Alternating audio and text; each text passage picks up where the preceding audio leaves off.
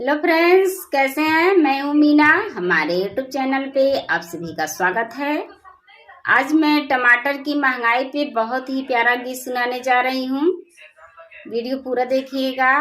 पसंद आए तो लाइक शेयर सब्सक्राइब करके चैनल को सपोर्ट करें। कमेंट में बताएं कैसा लगा। टमाटर बिना चटनी कैसे बनाऊं, टमाटर बिना चटनी कैसे बनाऊं, कैसे बनाऊं राजा कैसे बनाऊं, कैसे बनाऊं राजा कैसे बनाऊं, टमाटर बिना चटनी कैसे बनाऊं, टमाटर बिना चटनी कैसे बनाऊं। टमाटर के भाव बहुत हैं, 200 रुपए किलो मिलते हैं।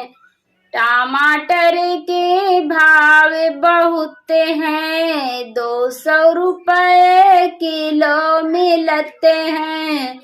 100 रुपया के करत है कमाई, टमाटर बिना चटनी कैसे बनाई, टमाटर बिना चटनी कैसे बनाई, कैसे बनाई राजा कैसे बनाई, कैसे बनाई राजा कैसे बनाई, टमाटर बिना चटनी कैसे बनाई, टमाटर बिना चटनी कैसे बनाई।